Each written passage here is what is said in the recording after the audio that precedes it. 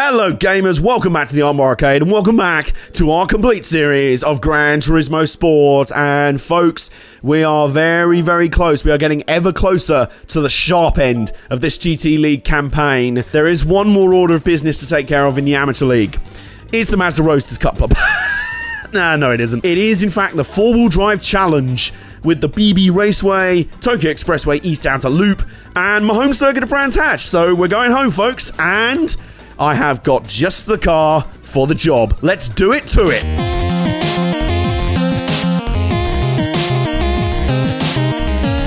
Yes, here it is. It's the legendary Nissan Skyline R32. And I've gone full initial D with the look and the livery as well. It's looking mighty fine, I have to say. We're underway at the BB Raceway, which is the baby oval, even though it's not even an oval. Ow. It's not an oval.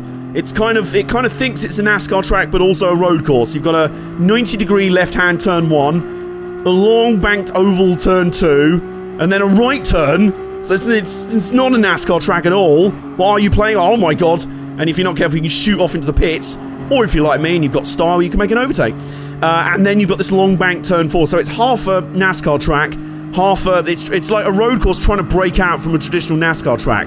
I do kind of like it though. I think it makes a nice change from, obviously in IRL you've got, like the Daytona road course, which is a road course inside an oval. This is kind of an oval that also thinks it's a road course, which I rather like. So we're on the way. We're about 12 seconds behind the leader. We've got 10 laps to catch them up. Now, the GTR that we're in today, and we're up against one of our brethren here, almost the same colour. This is a popular colour for the GTR. It's what I remember the GTR from the Initial D comic books being, that sort of grey, black, malachite colour. I really like that look. It's a strong look, to be honest with you, and I've made it even stronger. You can't really see it from this view, but I've added some custom rims and some like decals and things like that on the car. Looks rather nice. Looks rather nice, if I do say so myself. And it is...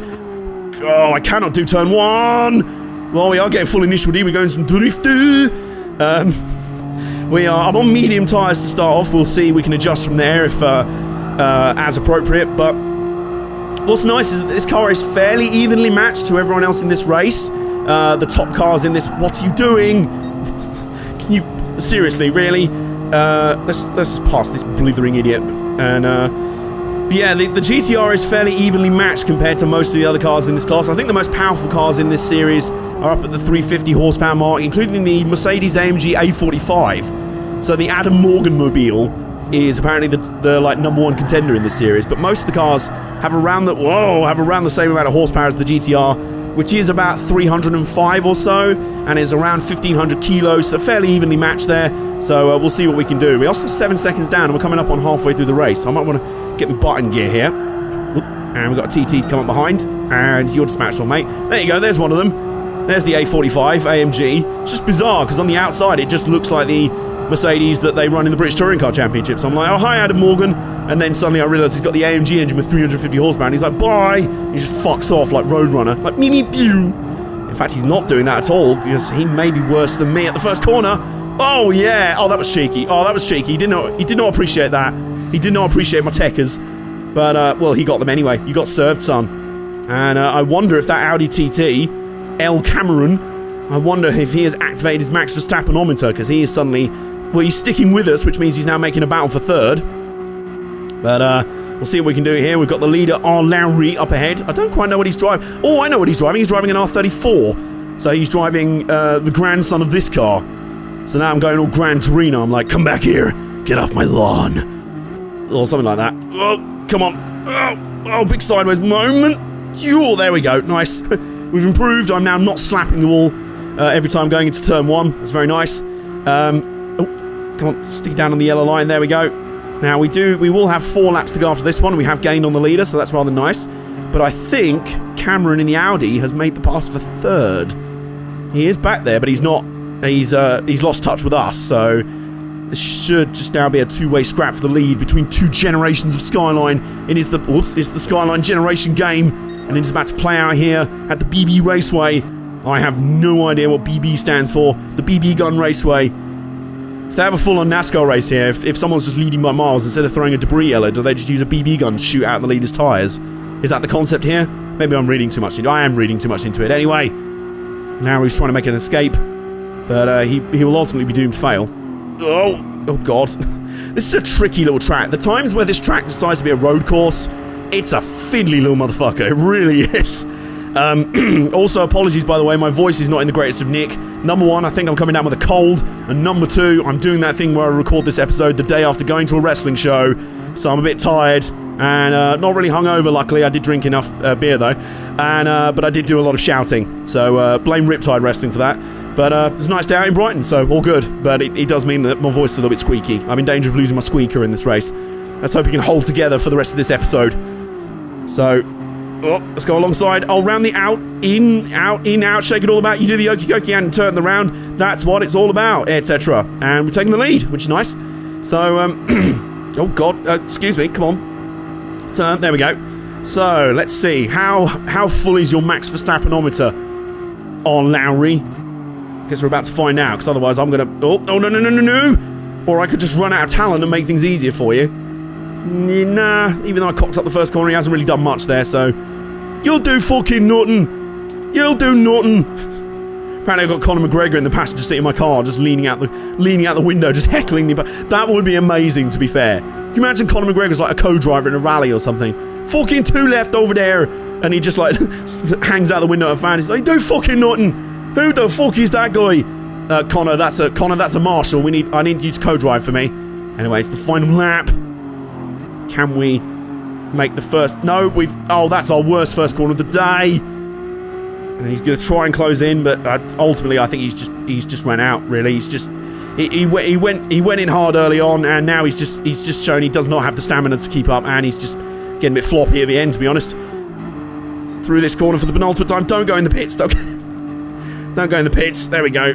But he's kept us honest. He's still there, but I mean, guys, you're going to have to step up because, you know, the king of the R32s is here. We're going to get all initial D up in your grills, and it's an easy first win at the PB Raceway. We start off our four-wheel drive challenge campaign with a victory, and I finish this race with a sip of water. That's how you can tell my voice is not in very good shape. I'm preferring water today over tea. There we go. And with that, let's move on to the next race. On to race 2 then, the Tokyo Expressway East Outer Loop. I think I've got that one right. And we're starting in the darkness. Not inside the darkness, that'd be a bit weird. I think Justin Hawkins would not approve of that. But anyway, we're on the way. Now what's going to be quite interesting here is, oh my god, as soon as you look behind you in the tunnel, it takes a moment for the light to come back. It's like, it's simulating the real life effect of, it's a train. Oh, train, look. Ooh.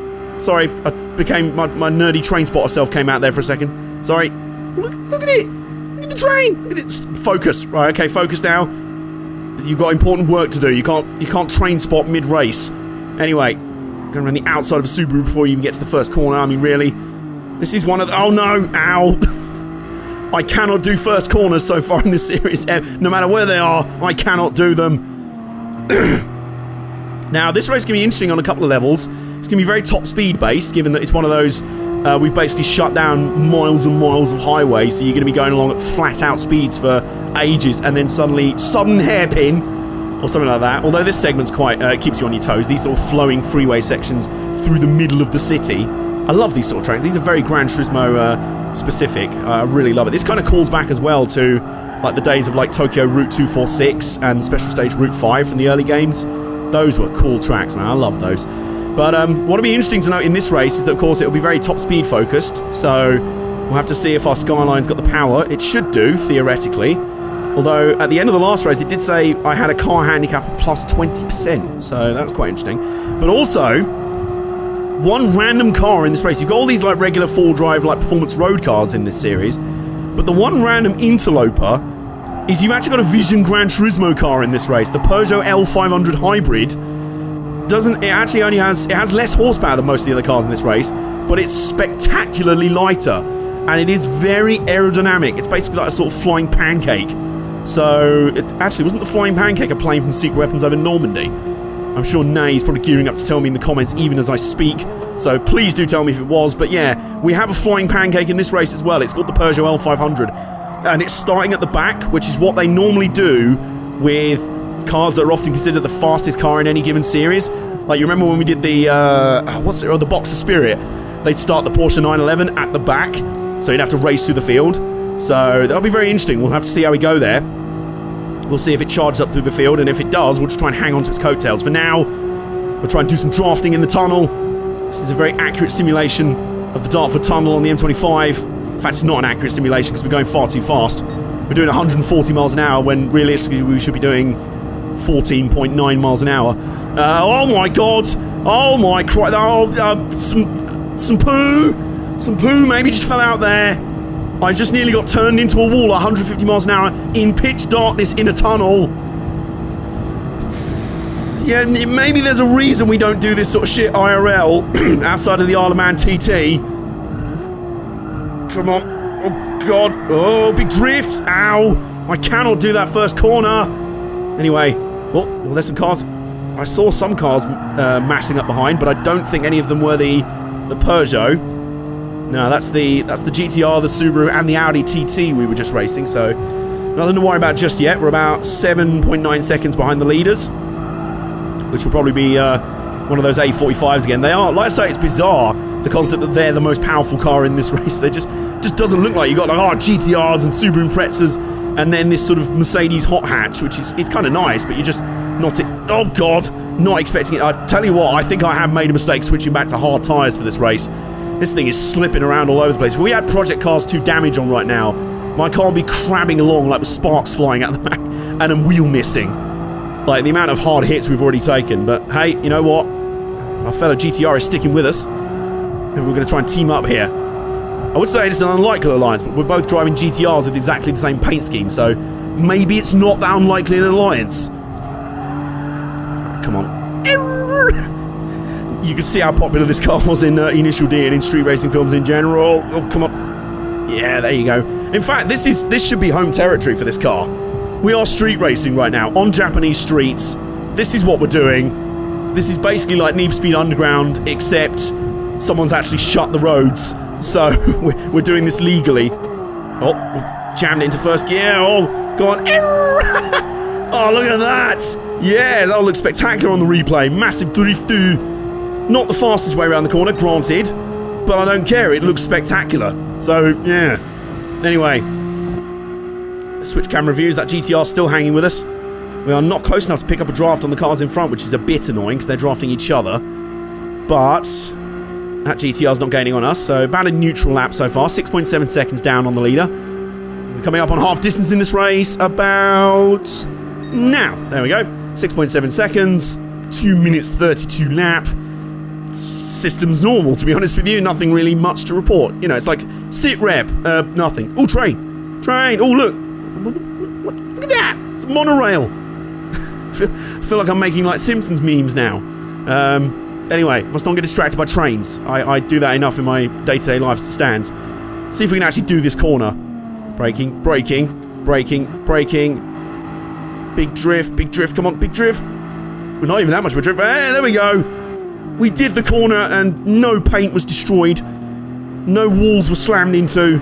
And that is interesting. There's a R34 just up the road, battling side by side with an A45 AMG. So I wonder what the lead car is. Dan Auerbach from the Black Keys. It's clearly out in front, but they forgot half his name. I don't know. But these are two cars I was expecting to be battling for the lead itself, not a distant second place. So, well, shall we make this 3 wide? Shall we make this 3 wide? It's a, oh my, ow! I came in like a wrecking ball. Oh, they're banging.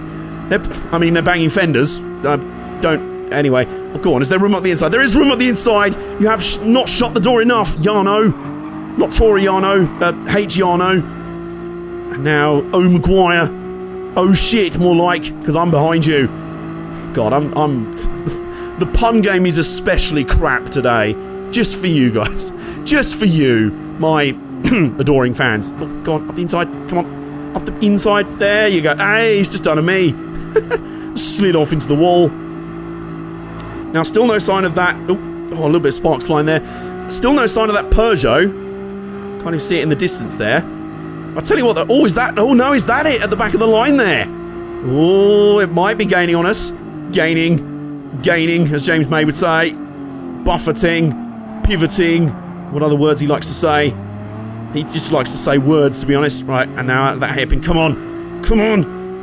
Don't know what the lead car is, and we can see it in the distance, though. 5.6 seconds, 5.7 seconds. Now, might have to think about some strategy here. Because I don't think, outside of drafting, I don't think we're going to get close to this lead car. He's still 5.8 seconds up the road. Ah! Aha! Right. You may come in handy here. You go in front. Which I think is what he's doing. Yes, go in front. Go on. Right, go in front. Go in front. No, don't top out side by side with me. Right, there we go. Right, now draft. Slipstream. We will tandem draft. Let's try and... Well, it's not working, but maybe it will work a little bit. Come on. Come on. Come on. Come on. If I can actually give him a tandem draft. It'll probably just happen as we're going into the first corner. Oh, God. Oh, God, it will. It will. Brake. There we go. Oh, nice. Did that corner quite nice. Oh, he's looking back up the inside. He's there. And that Peugeot's come to join the pun. Join the pun? Join the fun? Or maybe he does want to join the puns. Maybe he thinks he's quite punny. But, well, I'll tell you what. So much for trying to hunt down the leader. We have got a battle on our hands here. Maguire's taken... Well, he's eaten his Weetabix this morning, and he's feeling a battle for second place here. And then there's the A45. And that Peugeot has joined the fun. So we could potentially be in the middle of a four-way battle for second place. No pressure. No pressure, butthole, which is already rather clenched. Ow.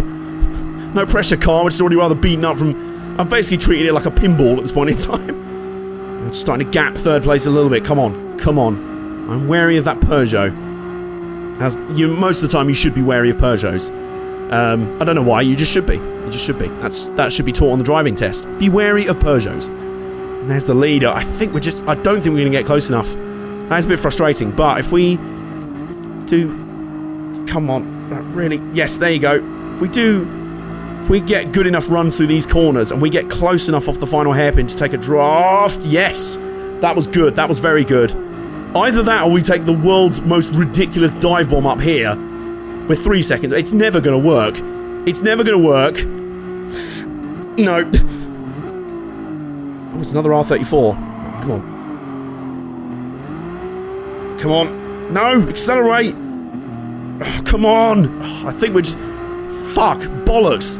Arse. Do you just get Tourette's? We are just going to come up short and trying to draft him. Oh, that was so close. I was so tempted to go for like the god tier dive bomb and just pinball him off the track there. But in a rare moment of sportsmanship, I decided not to. And we will come home second in the second race. The battle for third has cooled off rather. And that Peugeot didn't really show up. So, 2 non-climaxes so far in this series. It's been a bit of a cock tease so far this series. Bit of a cock block of a series so far.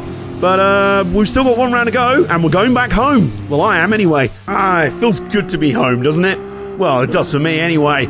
We are ready for the third and final round of the full drive challenge at a sunny Brands Hatch, which is completely unrealistic to the actual weather outside right now, which is... imagine the complete opposite of this. The complete opposite of this, the minus maybe snow. It's not snowing. In fact, I probably would prefer it to be snowing right now, but in game, it's lovely and sunny, and we've got our medium tyres back on from the first race, because I think... a bit of a drift out of Druid's Bend there. But I think maybe going back to hard tyres was a little bit too much. Did make the car kind of handle... Well, it didn't really handle... Well, it's still drifting, though. Still drifting a lot. And we are 20 seconds behind the leaders this time around. There's no Peugeot up behind us. And we've got 6 laps to catch the leaders. So, let's go on board and round the outside of an Audi TT. I mean, how do you feel, sir? How do you feel? I'm not going to pronounce that surname. I'm just going to annoy everyone in the Noom universe, particularly Polish people.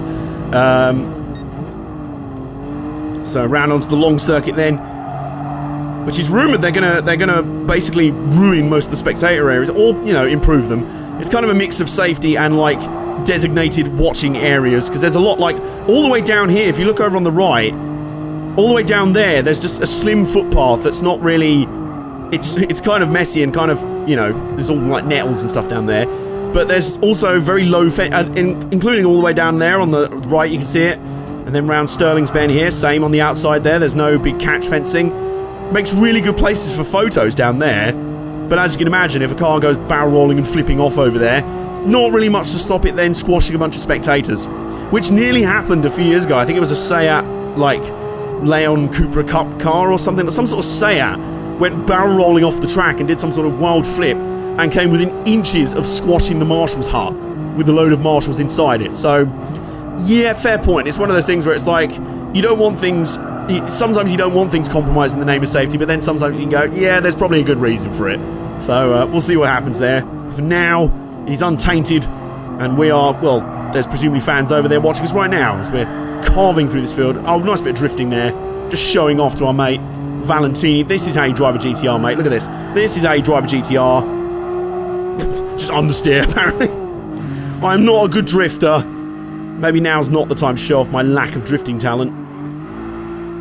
Come on. Oh, go on. Oh, go on. Oh, yeah, though. Look at that. Yes. Look at this. And we're still faster than the guy in front. Seriously, I'm doing the thing that people tell you shouldn't do. It's like, it's not...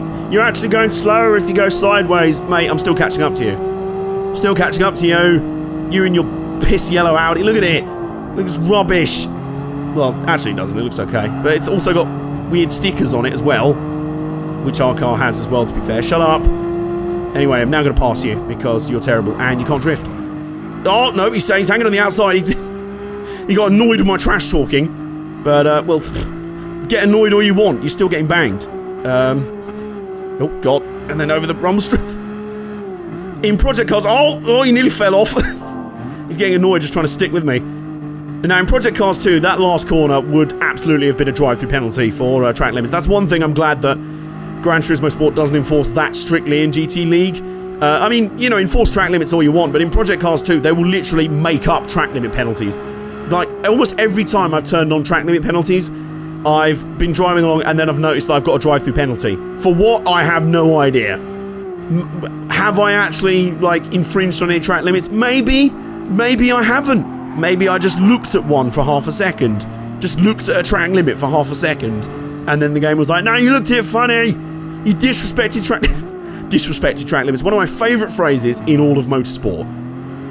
It just sounds so ridiculous. Oh, he's got a penalty for disrespecting track limits. Like, you've literally just gone up to the track limits. Like, here we go. I'm going to go up to the track limits now. And then I'm like, oh, look at you. Look at you, mans. I'm going to shank your mum. Look at you, prick. Look at you. There you go. Disrespecting track limits. Should be penalised for that. Just one of those silly things. It's like when you hear some commentators be like, oh, that's their absolute best time. What? Absolute best time ever in the history of their life, ever. Or was that their best time that they did whilst listening to Absolute Radio? Is that what you're going on about there? Anyway, commentary cliches volume 1 with Adam Johnson. Sporting commentary cliches in general really get my goat. They really grind my... Do you know what really grinds my gears? Terrible commentary cliches. Which I've probably come out with a couple of in, you know, my own line of work. Oh, there we go. But enough clowning around with commentary cliches. There's a nice bit of alliteration there. Enough clowning around. We're going to try and chase down the leader. It was 9.2 seconds up the road. And, oh, not fall off in the process. God, that corner is so deceptive because it's so easy to just put a wheel on the grass on the outside. And as soon as you do it, it's literally like, what? You've just hit the automatic spin 360 button. Whee! That's basically what happens. So, alright, through clearways. So we're coming up on halfway in the race. We're gaining on the leaders fairly well. It seems like on medium tyres the car is easily good enough. Hard tyres, nah, maybe I just didn't get good at the track fast enough. Right, but we have got... I think we've got all Skylines in front of us now. Whoa, that's Paddock Hill Bend, and I nearly ended up fucking off into the spectator area over there. Not where you want to be. Normally that's where I am, IRL, but right now it's not where I want to be. And a lovely big tail slide out of Druids. That's lovely. Guarantee you that if I end up leading coming through Druids on the final lap, I'll go to do that deliberately and I'll just completely fuck it up. Just spectacularly, blisteringly fuck it up. Right. Meanwhile, though, we've got cars to pass before we get to the lead. We've got a GTR in front of us, the R34. I think that's a Subaru Impreza in second place, and then out in front is Fenstermarker in a car of some description. Unless it's actually snuck in a motorbike, which wouldn't really be that fair for this race. Oh, come on. Get on the apex. There you go. There you go. And then this corner that we've been just disrespecting track limits at all day. Just routinely dissing them. We've actually been throwing diss tracks out the window of our car every time we go over those rumble strips. Anyway, same with that corner, but we actually did it quite well that time. You, meanwhile, He's sort of blithering and wobbling around.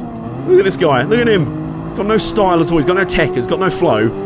He's got absolutely no bars. And I'm about to pass him, quite frankly, because he's an embarrassment to GTR drivers. So you get out the way. Can you get out the way? Oh. I was so distracted trying to like trash talk him that I forgot to change gears. So well done, well done. Slow clap there, AJ. Slow clap. Anyway, we've still got 2 laps to go and 4.8 seconds to the leader. So oh no, cone. There we go. That's what this episode was missing. Good old piece of cone destruction and death. And a lovely drift round turrets. Oh, look at this. That's brilliant.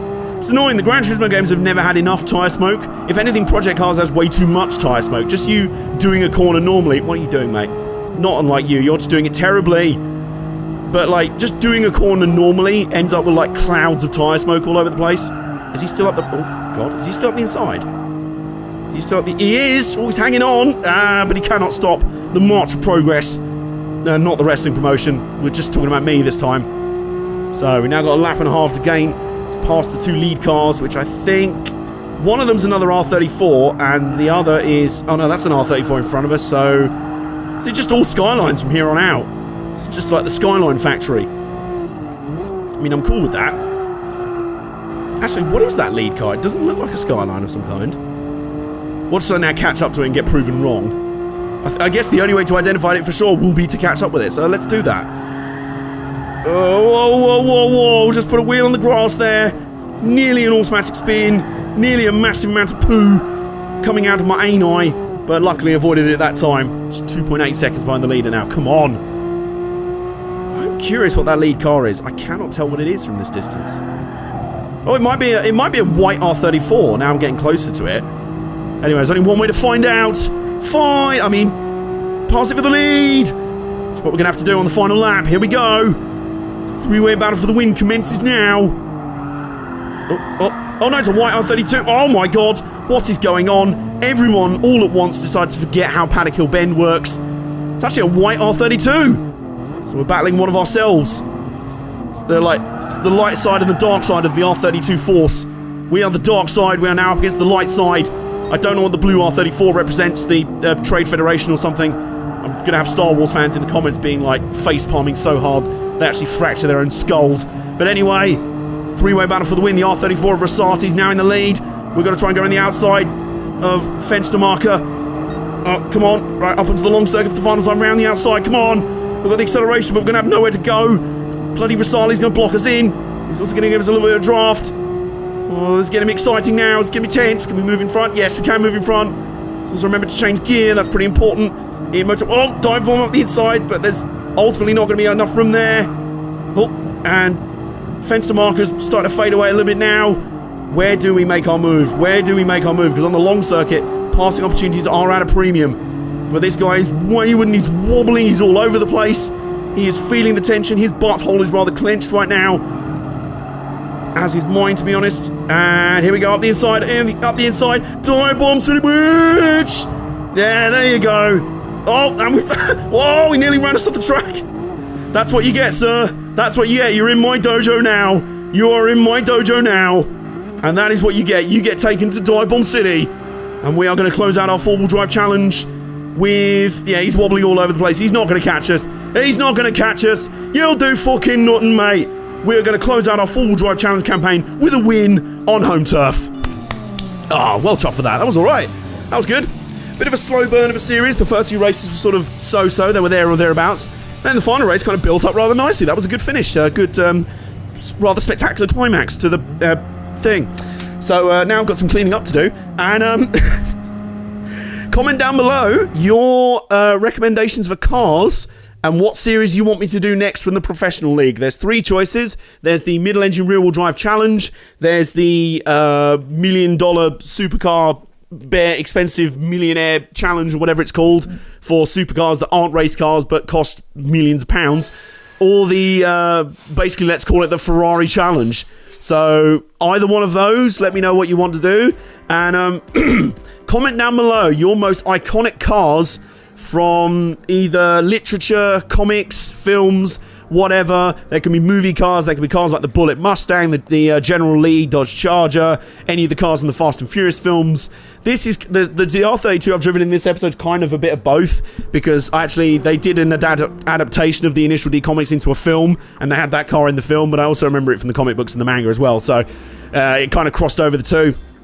But let me know all of that good stuff down in the comments below, and next time out on Gran Turismo Sport, we will be diving into the professional league. Thank you for sticking with us this long, but we're now starting to get to the point where things are really starting to heat up.